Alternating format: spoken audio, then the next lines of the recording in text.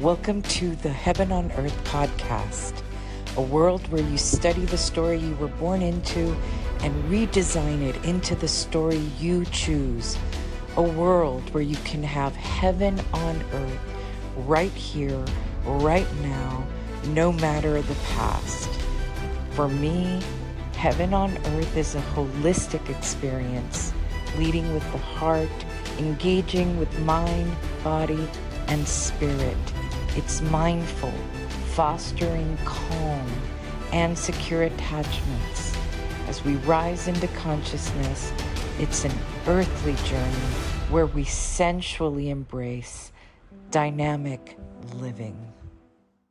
Amanda Flaker, welcome to my very first podcast of Creating Heaven on Earth. Yes.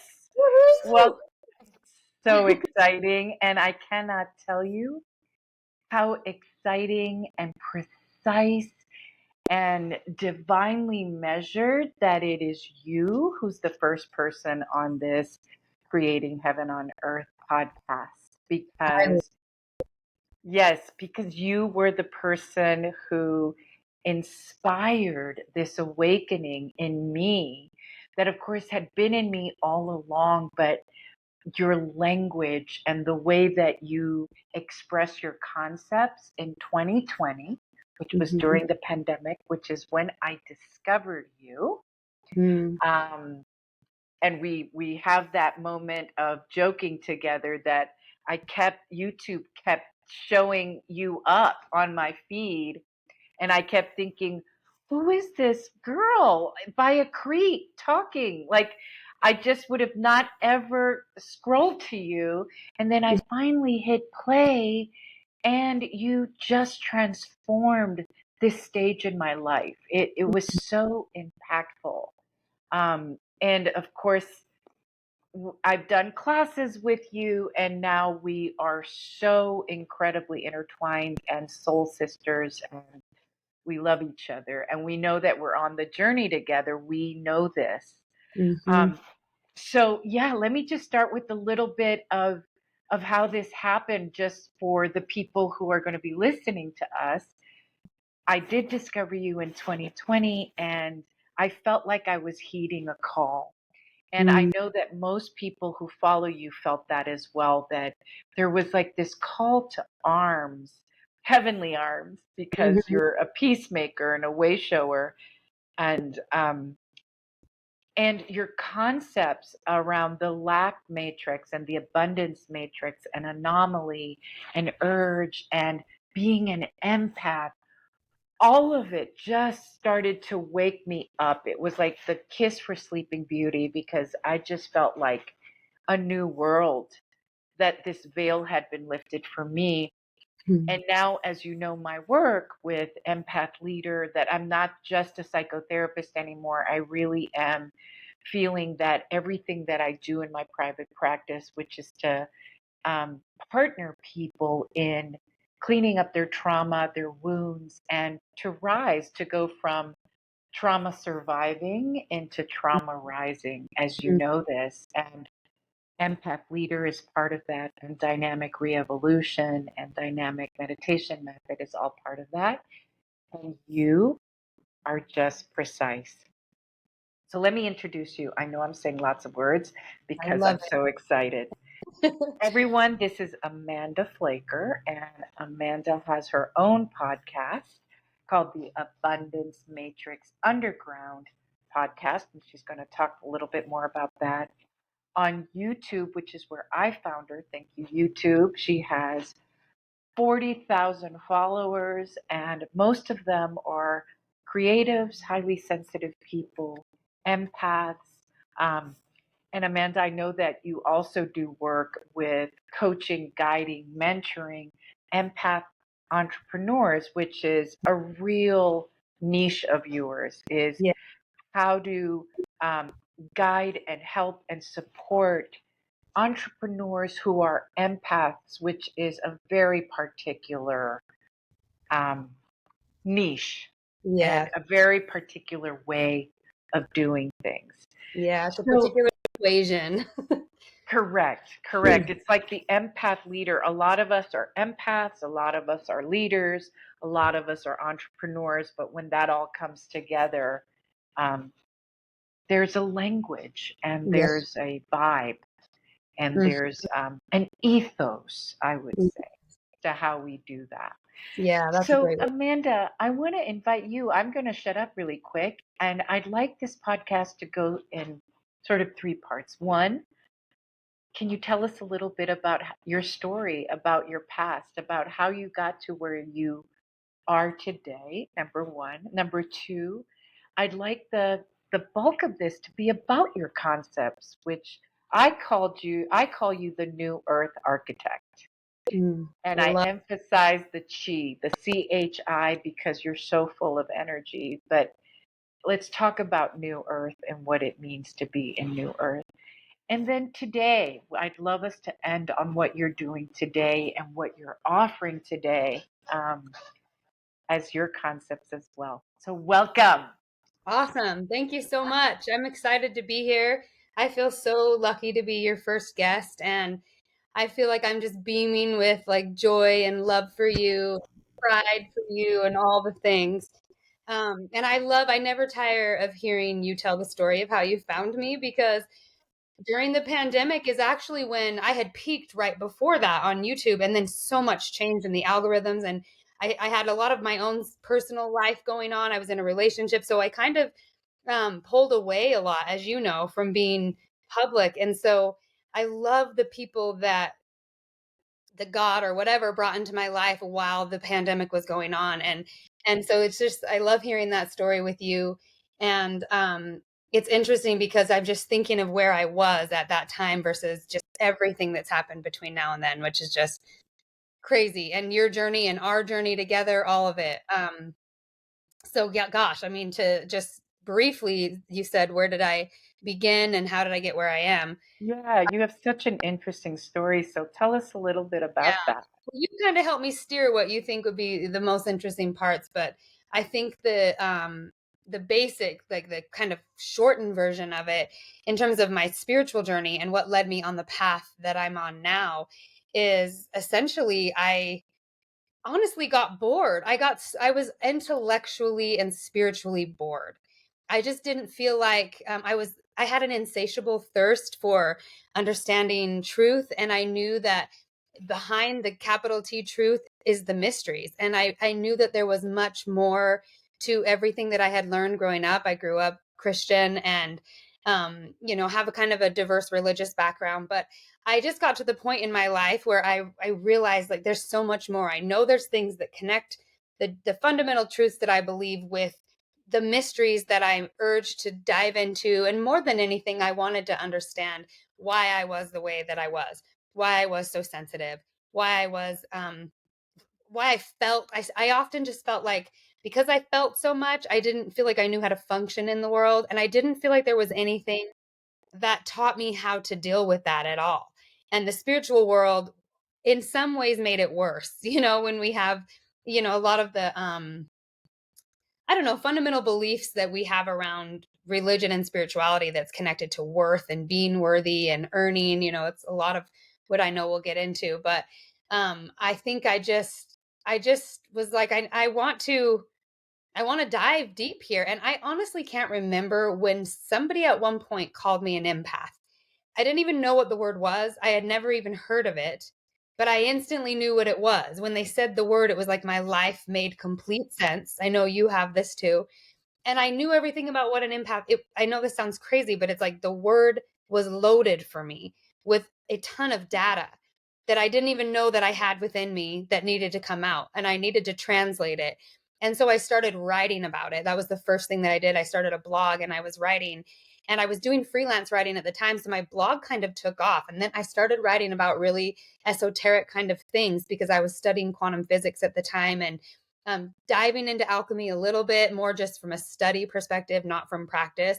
But I just became sort of just like, I wonder what people would think of this. I wonder what other people think of it. Like, I just started speaking to these concepts that I was learning, but from the perspective of an empath and through the lens of an empath.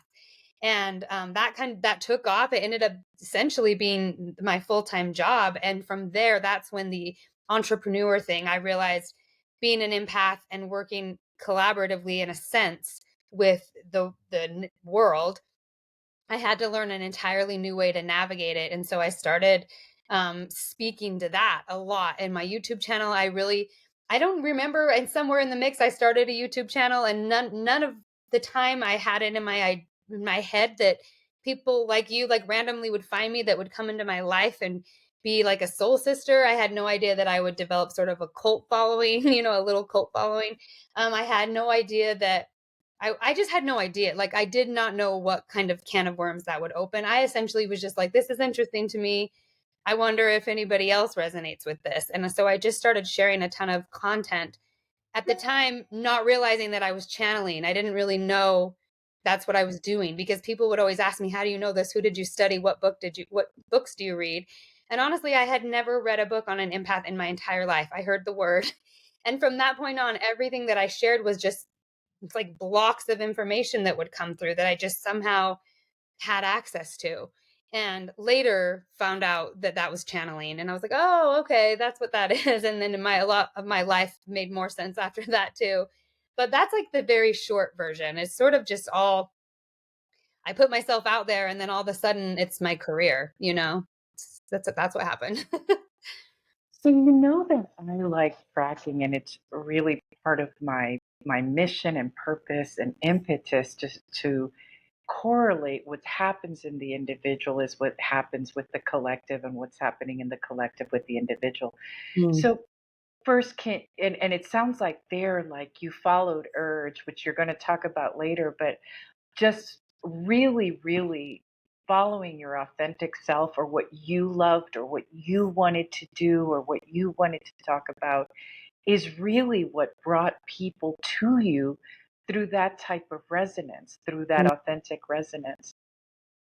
Can you say a little bit about the other piece that you and I talk about a lot, is the death and rebirth of the planet, the death and rebirth of the self, of our Mm-hmm. many selves, the death and Mm-hmm. rebirth of what's happening to us.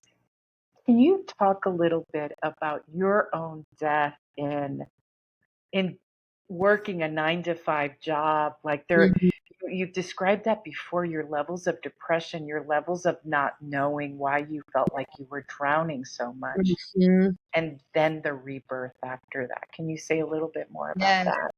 Yeah, during that time when I was freelance writing, and I was still, I mean, I guess that's essentially being an entrepreneur at that time, because I had to get jobs, and I would work part-time jobs too, or night job. Like anytime I needed extra money, I would just pick up some random jobs. But I realized when I was, let me just rewind even further, because I think that's when what you're talking about started Mhm. happening. When I started dying to the 9 to 5 thing was Yes. when I was going to college. I was working in the wine industry, and I was also mentoring. I was tutoring in English.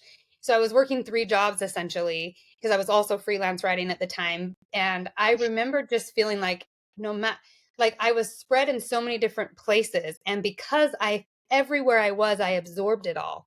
Whether you're at work, whether you're at the grocery store, whether you're working one on one with someone.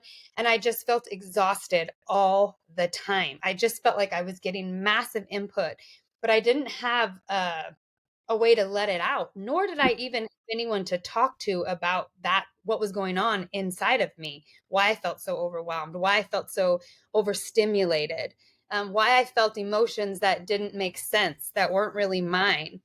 Sorry if it's a little loud in the background.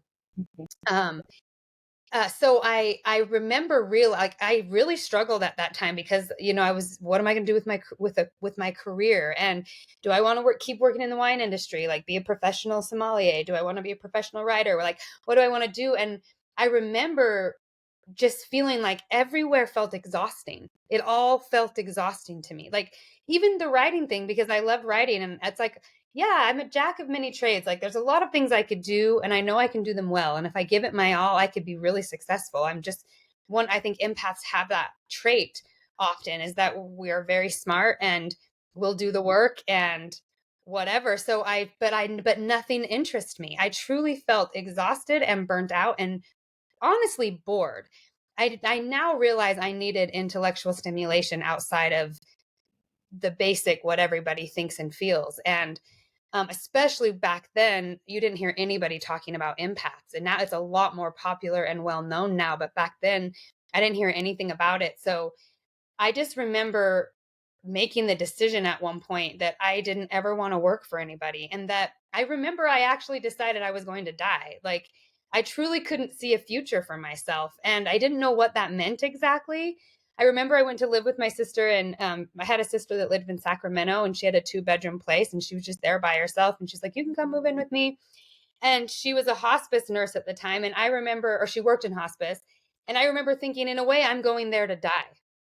Her house felt like a hospital to me in many ways because she was always in the hospital and everything. Anyway, I remember at that time, I truly had no agenda. It's when I was writing a lot in my blog, and I decided I'm going to do little mini courses. I created like an empath course for $30, and it was just all the main things I had learned. This is, a year or two into me learning about who I was at that time and giving up working in a normal way. But I remember I had a ton of interest in it, in the course. And then I just started talking more and more about more how I was feeling, and what it was like. I started witnessing myself the way I would witness others.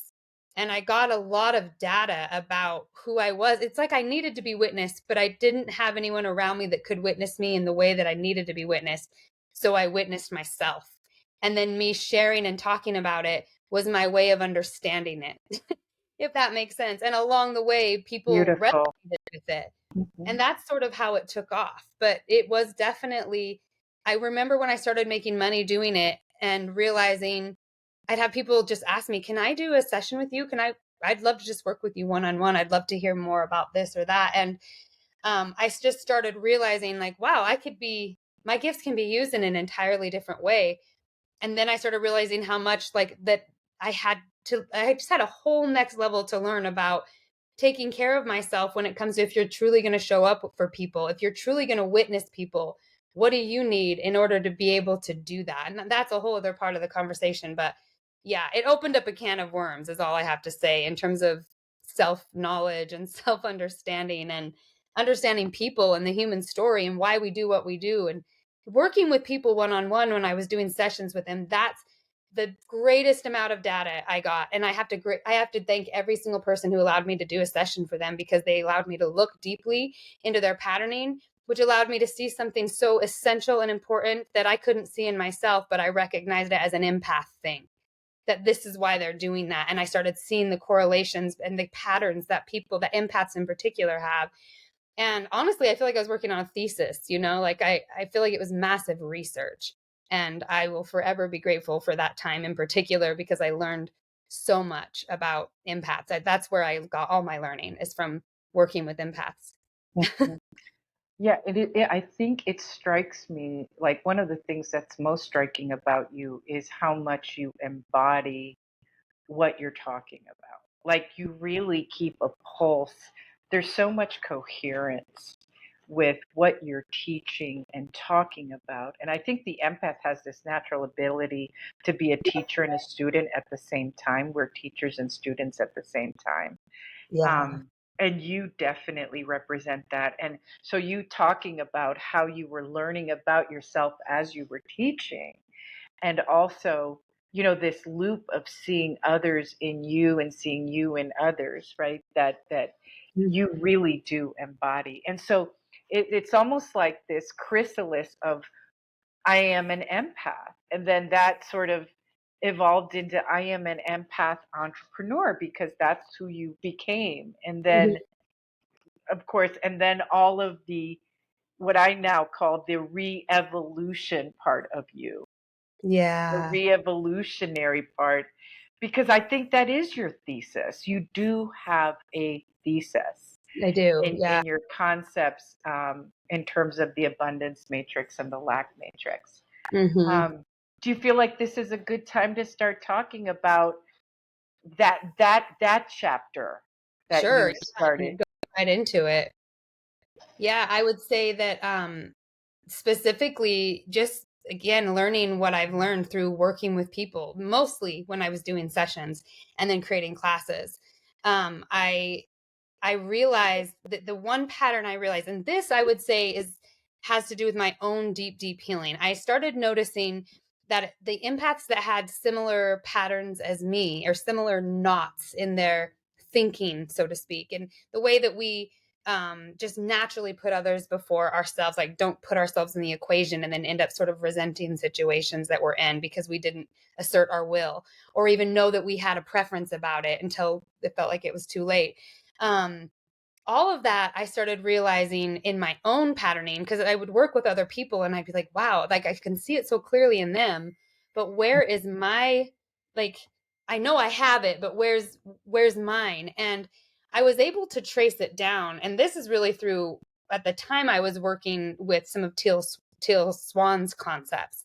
And on just Mhm. looking at yourself and asking yourself, what you believe and why you believe it, and what that belief is telling you about yourself one way or another.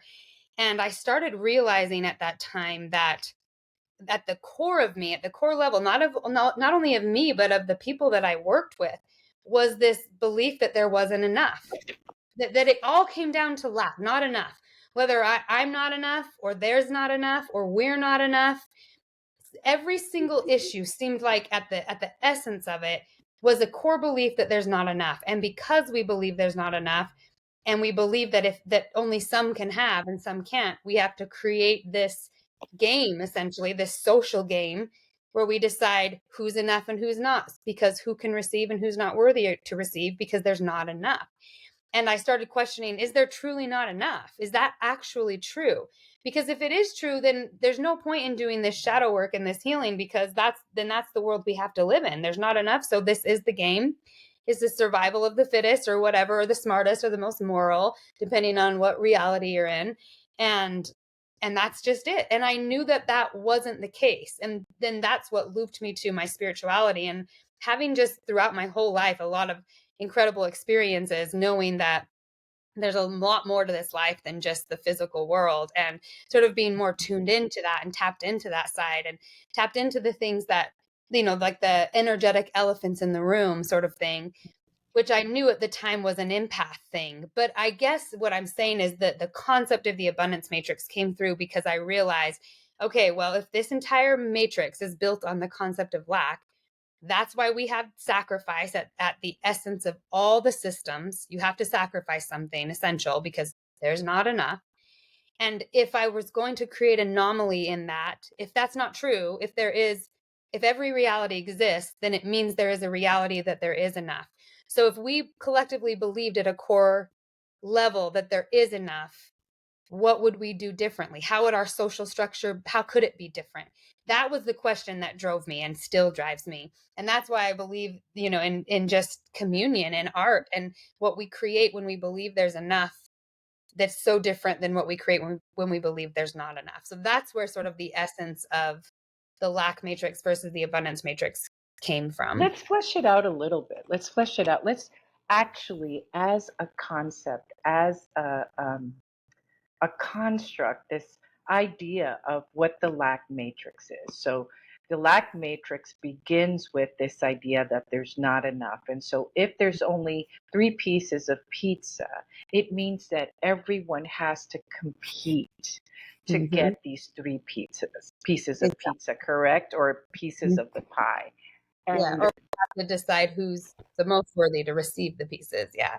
exactly. And that's where it gets tricky, right? Worthiness, earning, hoop jumping. Can you just talk a little bit more just about that construct on its own, the lack matrix, which is basically the history of humankind, Yeah. right? That's really what you're saying. The history of humankind begins with this level of dog eat dog competition because we're all fighting for worthiness or being good enough or being loved enough or being beautiful enough, Mhm. etc. I'll let you take it. No, exactly. You're right on. I think that that's something that I felt really strongly, is that when you look at the history of humanity, at least our recorded history, because I believe actually the origin story is different. but our recorded history has been a story of war. And that's what I realized. The core of war is sacrifice. And at the core of sacrifice is this belief that there's not enough. And essentially, war is the game we've been playing for thousands of years. So it's so embedded in us. We think it's normal. We just think that's how it is. We don't even question the concept. We don't even question that there might be another way to do things. We do, really, but we're so programmed to go to war and to sacrifice, to resist, to fight what we don't want. And we even have the hero's journey and the victim, aggressor, savior paradigm, which is so deep in the arc of our recorded story of humanity. And so we have this, like, the winner is the hero, or, the winner is the savior. And it's just so embedded in us. It's so embedded that I've realized this is sort of the meta of what I started putting together. The more I honed my psychic skills, which as you know, you do when you start working with people, and if you're intentionally working with them, especially if you're already empathic, your psychic abilities go off the chart. And I remember realizing that with me, that the meta conversation I was tuning into all the time amongst our social dynamics had to do with the victim, aggressor, savior paradigm. And it's like people are preoccupied with who's the victim, who's the aggressor, who's the savior at all times. Our public discourses around that are how determining who gets what and how things are going to go. And even often what we create is like preoccupied psychically. And what I realized, because we're such psychic beings and we feel each other, whether we realize it or not, this is a part of the equation that's part of our arc that we're stepping into, the arc of our human story.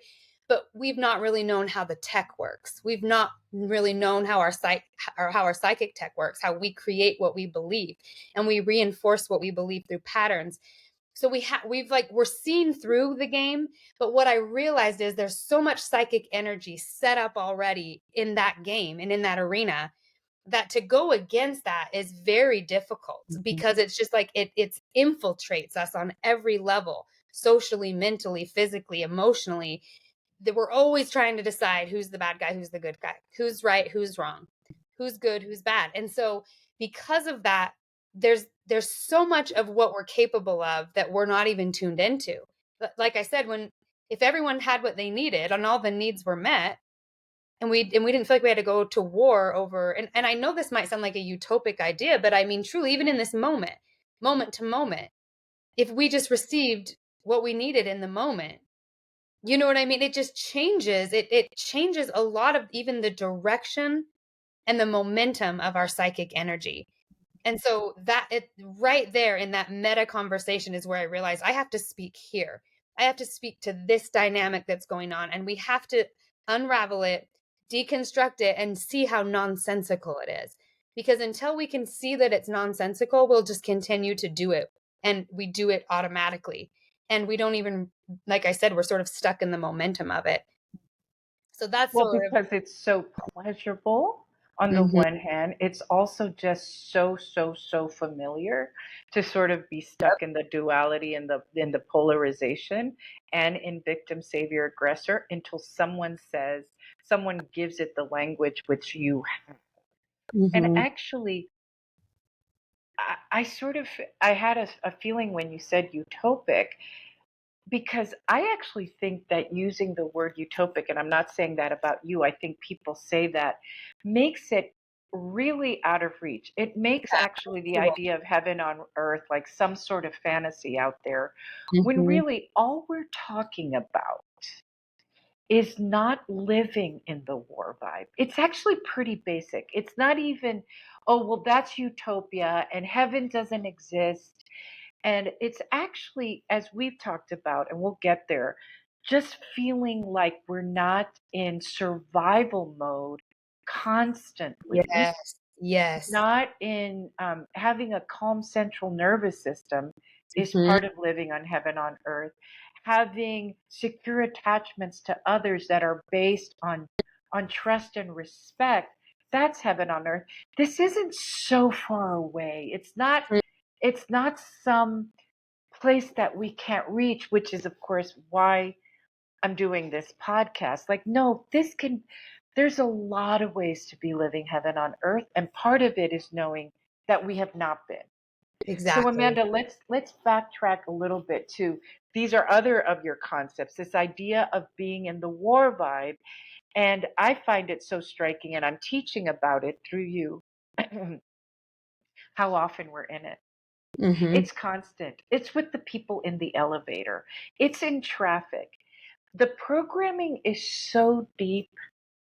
Yeah. This fightiness, this history, this the human history of war. Um, Mm-hmm. so can you talk about that a little bit? This idea of always being at war and using the word the term war vibe. Yeah. Yes. Well, it originated for me way back just from my childhood because I've said this before to you and in other podcasts, but that I grew up, I felt like in warring polarity because my parents were Mormon, polygamist, but then they left. And my dad kind of stayed like Mormon for a while, but wasn't involved in anything. But my mom became a born again Christian, and we lived in Utah County, which is primarily LDS people, especially at that time. It's changing a lot now. But so I was just in this awkward place because I wasn't part of the mainstream culture like the LDS culture. I also wasn't raised in my parents' polygamous church, but we started going to the Christian church which was like the minority in terms of belief system, and everyone here is very connected. And I remember my family always being at war with whose beliefs were the right ones. The Mormons were right, or the Christians were right. And there are little arguments and wars over the technicalities and the doctrines of Mormons versus Christian. And I'm the youngest, and I love all of my siblings and I love my parents. And so for me, I just would watch it and think none of it made sense to me because I didn't understand the theology that they were arguing over. I just saw them arguing over stuff that to me seemed like it had nothing to do with Jesus and what he taught. You know what I mean? Like I just like the basic concepts that I believed in that my parents both taught me, regardless of whether it was coming from Mormonism or like born again Christian, which is love and forgiveness and community and all of the basics, do unto others as you would have them do to you, which makes sense. But then I would see them warring and it would make no sense to me. And then the older I got, and it was just a constant war. I was involved in Christianity and I had family members who were LDS that it bothered them. And we had other family members who went into another church that bothered. And there was just this constant always war over really who's right and who's wrong. And then around the time of the pandemic, that's already the background story for me. But then the pandemic comes along and I feel like major war vibes started online, especially. And I'm online, so that's the territory I'm working in. And for a while there, it's gotten much better. But for a while, it was like you couldn't say everything was misconstrued. Everyone was so triggered and so um, vulnerable and the state we were in. And so it was almost just a very triggering time. And it triggered me a ton because it reminded me of growing up. Just the parents are at war, the family's at war, and it's the same BS over who's right, who's wrong, who's good, who's bad. To me, that's what it came down to. And at that point, I had all this data and research behind me just through my own work. So I started realizing, whoa, this is global. And Mhm. politics came front and center. And I realized, oh my gosh, politics are no different than religion. It's the same bullshit going on. Exactly the same. Whose doctrine is the best doctrine? Who's right and who gets to control the other people by their authority? So who's in authority? Who's right? Only one person can be right, and those people get to be in charge of everybody else and gets to dictate to everybody else what to do. And we are preoccupied with that. And it's so normal. This is when I realized how normal it was. I thought I grew up in this little obscure like religious thing. But I realized, oh my gosh, this is completely normal. This is people's world. And I also saw I've seen a lot of people go from being extremely religious to secular and then political. And I realized, oh my gosh, your political party is your new church. I just didn't see a difference. Energetically, it looked exactly the same to me. And plus I dove deep into what doctrine is true because that was the existential crisis of my life is who's right, who's wrong. And the one who's wrong goes to hell. So it matters. The one who's wrong is in trouble, so to speak.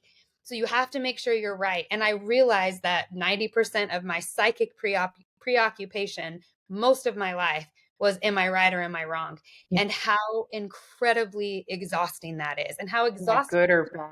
Am I good or good bad, or am bad? I Yeah. right or wrong, am I whatever, like, am I on the right team or the wrong team? Am I on the right side of history? I'm so tired of hearing that. Like, because I just think, well, how are you being?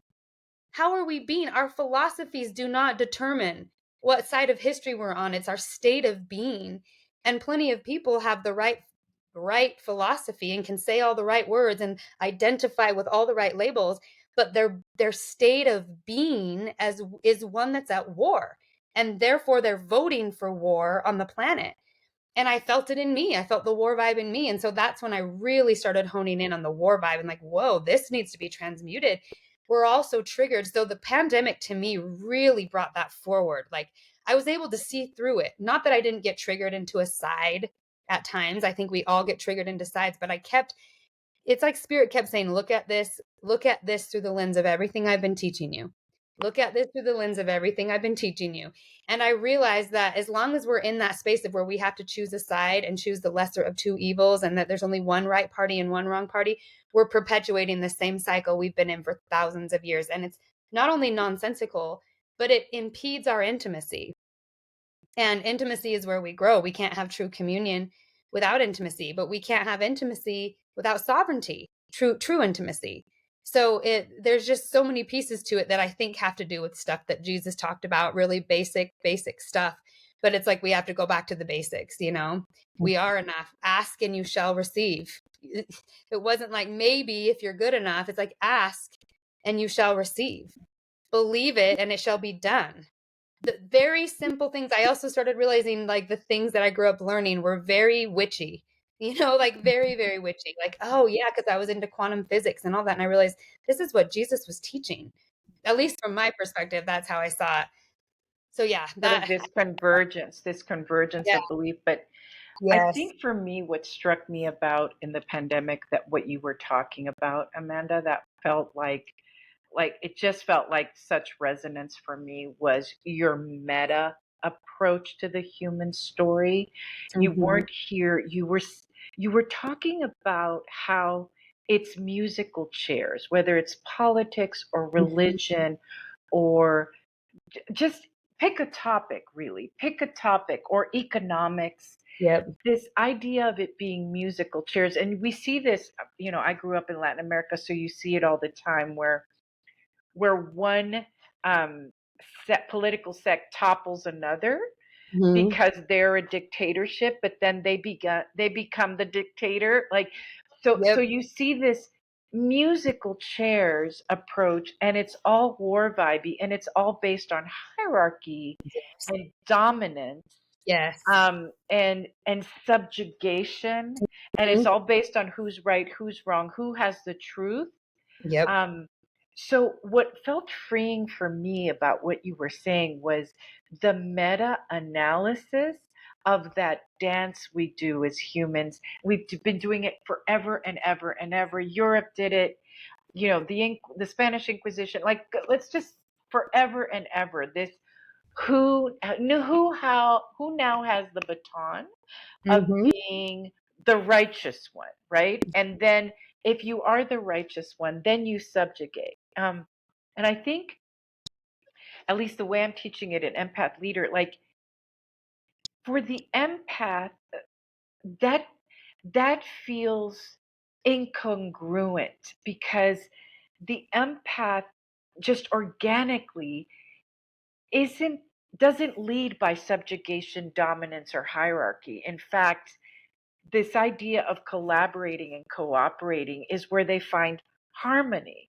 Yes. So I think this is where your concept of the war vibe and the lack and abundance matrix, and where the empath fits into this, because the empath likes to work non-hierarchically mostly. Mm-hmm. It doesn't mean, listen, it doesn't mean that we aren't on different parts of the journey, but it's where the empath comes in and can actually really find a place, I want to say personally, post pandemic, but also in the abundance matrix. So Mm-hmm. can we start talking about the abundance matrix, and I find the abundance matrix this platform for where our planet can go, where our planet is awakening right now. There's so much dying and rebirthing. Um, pass. I'll pass it to you.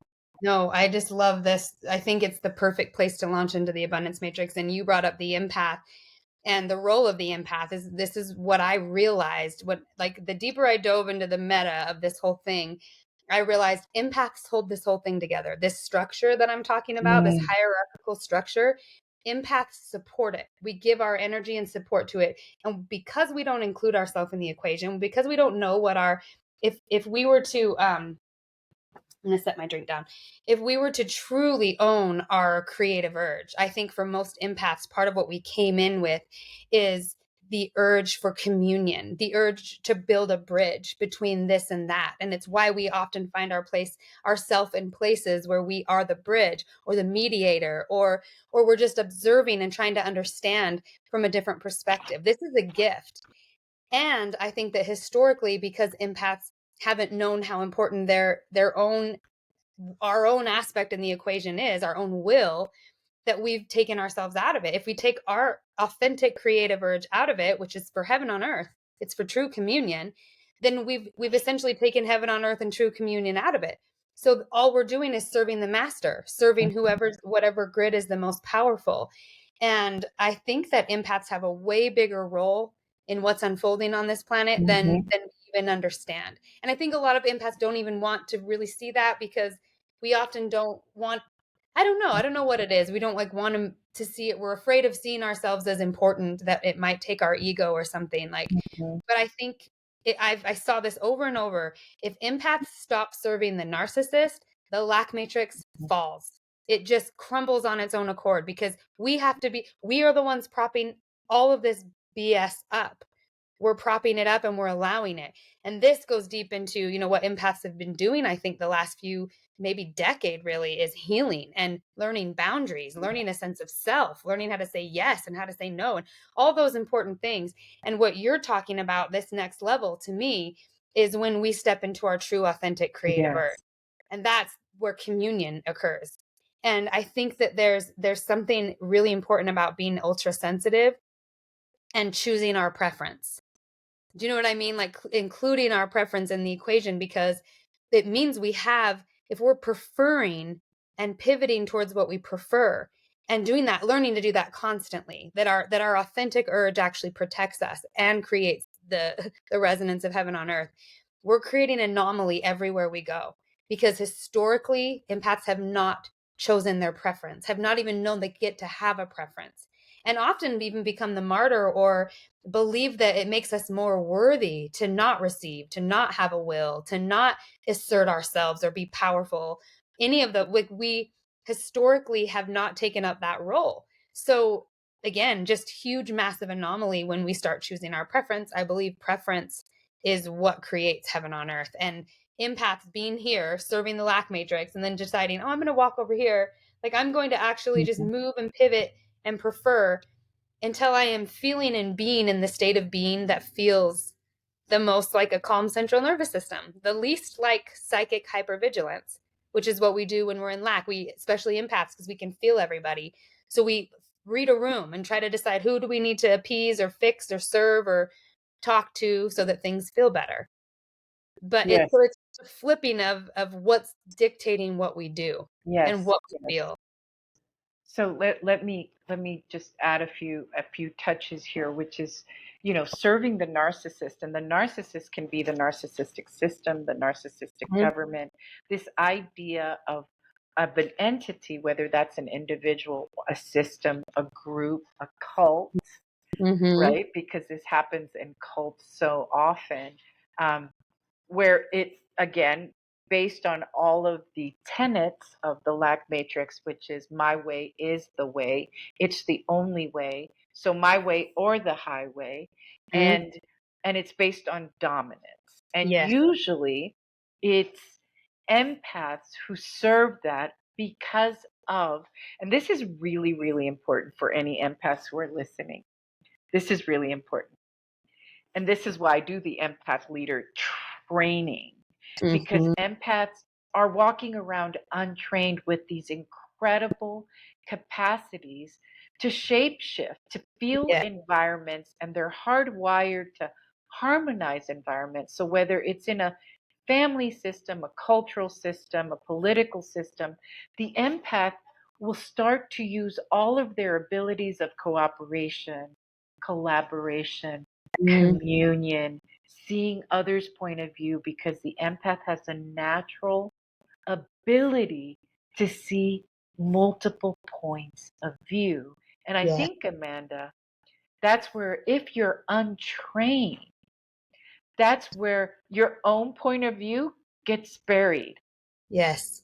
Your 100. own preference gets buried because you're so willing to see, for example, the wounds of the narcissist, the Yeah. trauma of the narcissist, that the empath stops seeing their own wounds and their own Mhm. trauma. As you said, we're in a time where the veil is lifting, where there's so much healing on the planet, where trauma is no longer taboo. There's so much happening where boundaries, preferences, and of course, you know that that's my day work. This is what I do, is do this healing.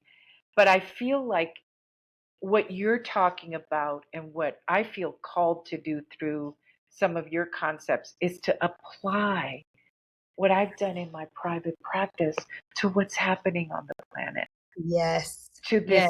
this empowering through the wounds, right? Empowerment through the wounds, Yeah. um, right? And leading us into abundance matrix. Let's talk about the abundance matrix a little bit, Amanda, and some of the characteristics so that people don't see this as abstractions or Yeah. fairy tales. Like, Mhm. and we've talked about the ingredients of the abundance matrix often. A calm central nervous system, not being in survival all Mhm. the time, Mhm. having preference, feeling Yeah. like you're part of the decision making and you make the decision through preference, Yes. not through subjugation or Mhm. dominance. What are some of the other ingredients would you add to this, to the abundance matrix, Well, Amanda? I mean, I always say the key is a calm central nervous system. And in that, I think what I've realized is a lot of empaths tend to go out of body or live out of body, like live kind of up here Mm, and not grounded. And because they're not present and grounded in their physical vessels, that's why a lot of their preferences numbed out. And often other people's preference or resonance sort of takes dominance of ours, and it's why we stay up here even more, because it almost feels exhausting to go into our bodies, because we can feel how much space is taken up by other people in our, like, that's at least what I realized. The more I became grounded and got in my body, the more I realized, oh, I need more space. I need more psychic space. And I use the word psychic a lot because, one, I think it needs to be reclaimed. I think it's part of our human tech. I don't think some people are psychic. I think we're all psychic. It's mhm, part of our human technology. It's connected to our empathic abilities, and it's connected to preference. And I think for me, one of the distinguishing factors of heaven on earth versus being in lack is when I am in the heaven on earth state of being, I am not only in my preference, like in my will, but I feel safe there. I don't feel unsafe. And so there's something about permission. This is the little line that I feel like for a lot of us, when we kind of wobble between lack and abundance, it's giving ourselves permission to feel better, not just feel better, not just emotionally feel better, but to actually feel good in our bodies, to move toward pleasure. And I would say pleasure is the word for heaven on earth. Like, if you want to go deeper, a calm central nervous system, so that we can experience more pleasure. Because to really experience pleasure, you have to be relaxed, like the deepest mhm. level of pleasure in terms of physical Absolutely, and pleasure in the safe. body. Yes. Relaxed and safe. And we know this even with Tantra, with sexual energy, that the more relaxed we are, the safer we feel, the more gentle and slow and soft we can be. Often we explore different levels of pleasure that we didn't even know were available to us because we're so used to the hard, fast, not just in sex, but I mean in our life. It's just what's been running the matrix. So it's just a whole different state of being. Like that's to me the heaven on earth key. It's our state of being changes. And I believe so much of what we're doing in this shift right now, you talked about old earth and new earth, is that we're dying to that state of being. We're Yes. dying to the state of being in hypervigilance and being in war and being against. I'm against this and against that, and even politically what we're against, instead being what we're for, moving towards what we're for, knowing what we're for. Because you can know what you're against all day long, but most people, when you start digging deep, they don't even know what they're for in terms of a lived experience. What kind of lived experience are you for? And if and if when you can find that resonance, let yourself be in that state. And if you can't, what's blocking you from being in that state? That's where the work is. Yes, it's really not an abstraction. What you're describing is what I call shifting the gaze. Mm-hmm. Like, because in the war vibe, or the way that we have experienced our human history, so much has been caught on defending, explaining, fighting, warring, right? Mm-hmm. What we don't want, that there's been this journey, this bridge, this arc towards just like, what do I want? Who am I?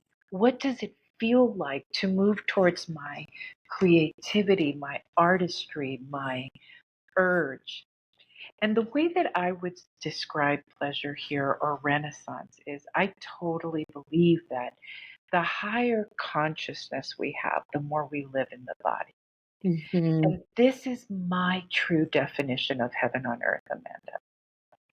The cleaner we are, or the more healed we are from our trauma. So trauma isn't taking a complete hold of our body and our existence here on planet Earth. Once we're able to relieve the body of all of that wounding, and we can be enthroned in our bodies and safe, the more we can delight in living here. Yes. The more I delight in walks by the water and communing with you, in tasting food, in dancing, the more I can delight on this earthly experience. So it's not this thing that happens over there, it happens after we die.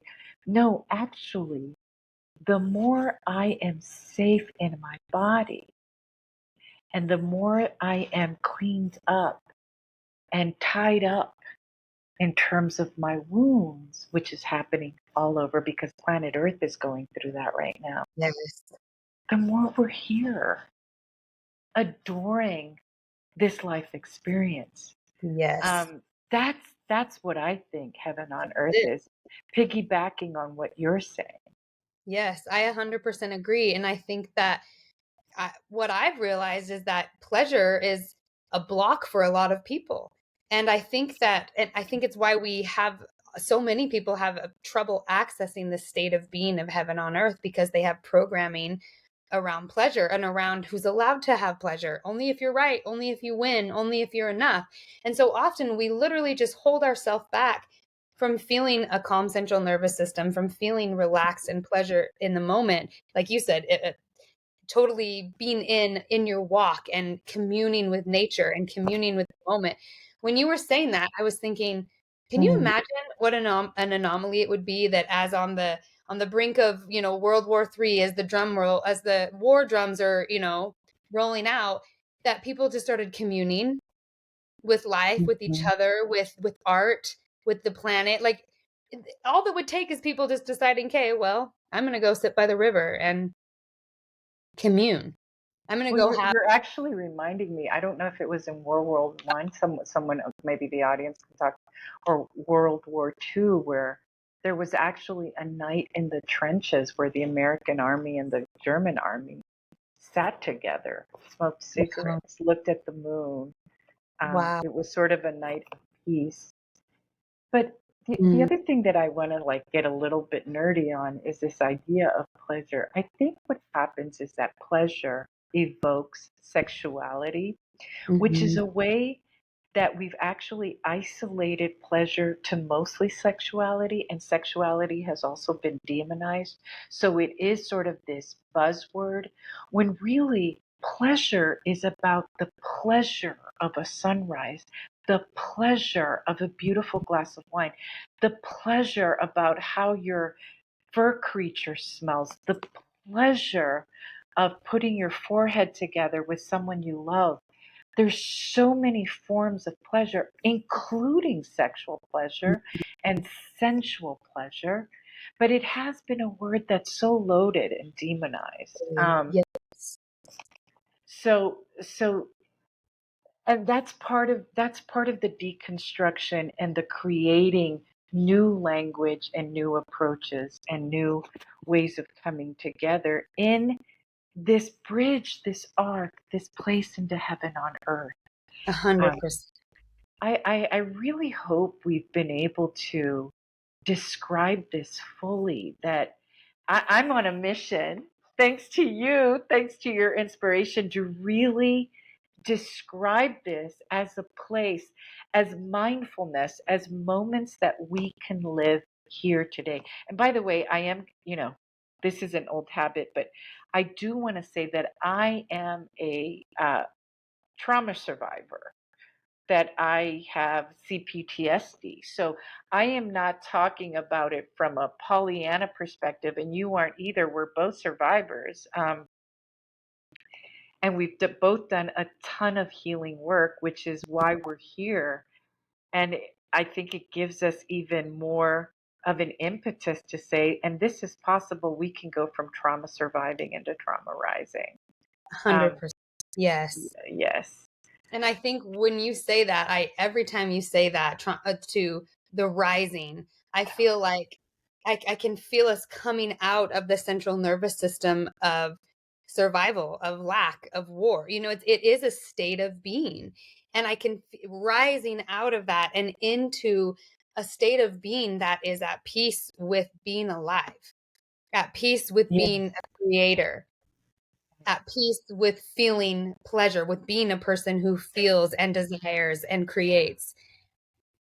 My Yes. dog barking in the background. Yes. And my dog is whimpering, so that's so interesting. That's so interesting. They're probably saying mamas.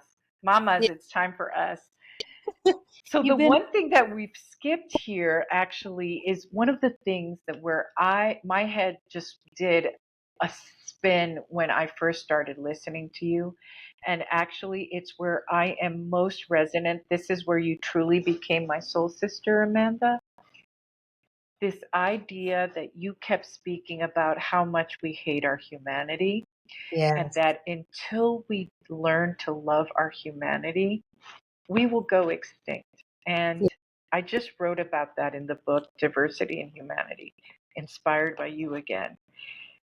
That spoke the loudest to me because I feel that what I find in my private practice is it's our self hate that creates disease, that creates mental illness, that creates depression and anxiety. It's the way that the internal bully, it's the negative self talk that, Totally. of course, we inherited, right? We inherited from our families, from our cultures, from our human history. Hmm.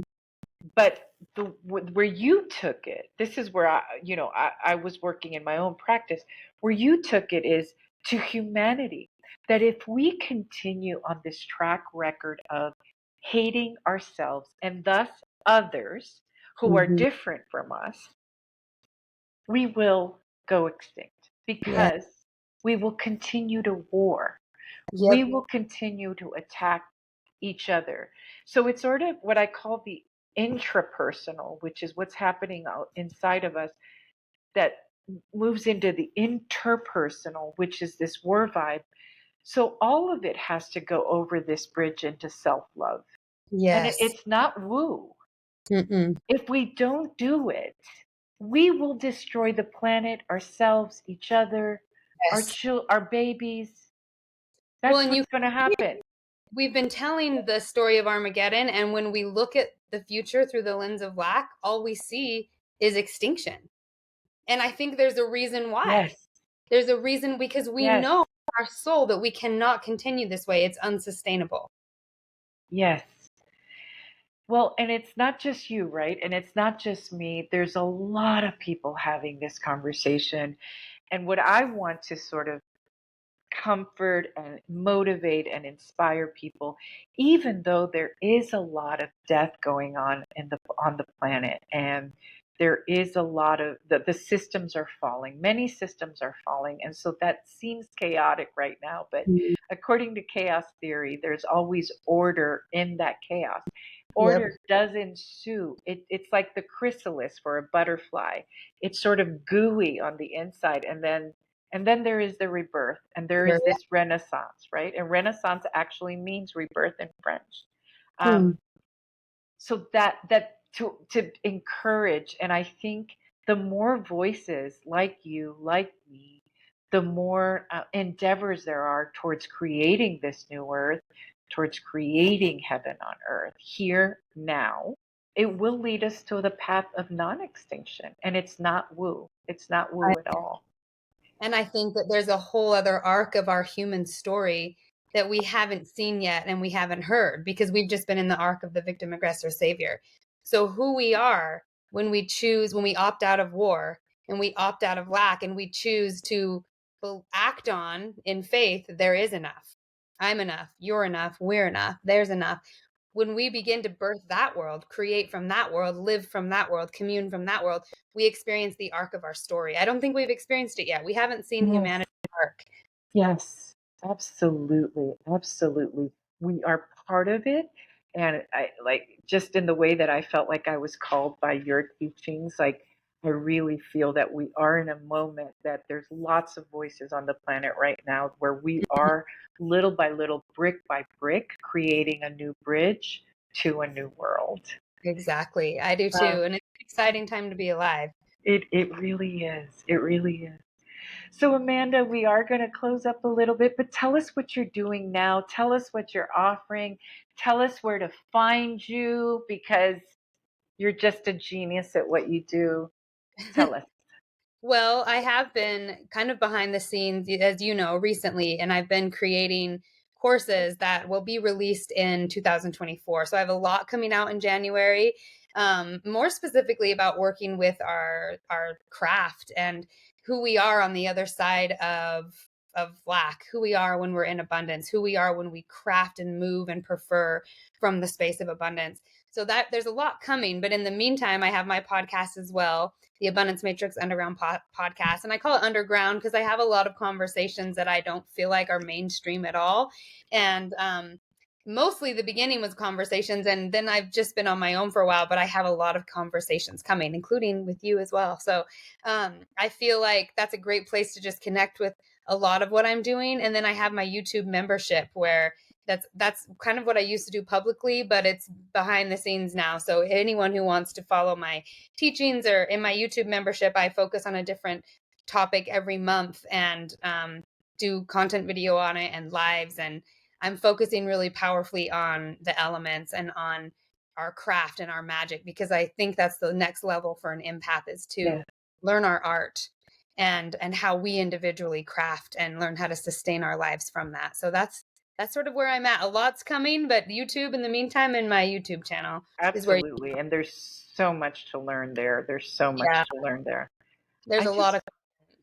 I feel like you have been transformational for me and that you have sort of kicked me off and sparked this next chapter of what's coming. I'm Um, so glad. Amanda, thank you so much for existing and being in this world and calling people to sort of this new earth of heaven on earth and loving and abundance and prosperity. Thank you so much. And a Oh, calm central nervous system. yes, the Thank calm you. central nervous system. You're welcome. Thanks for having me, and happy birthday to your podcast. Yes, thank you for being the first. Yes, I'm so excited about that. Hopefully I won't be the last, and hopefully this won't be the last time I'm Oh on. no, we're gonna be talking. We're gonna expand on all of these concepts for sure. Yes, I love Okay. it. Okay, I love you so much. Thank you.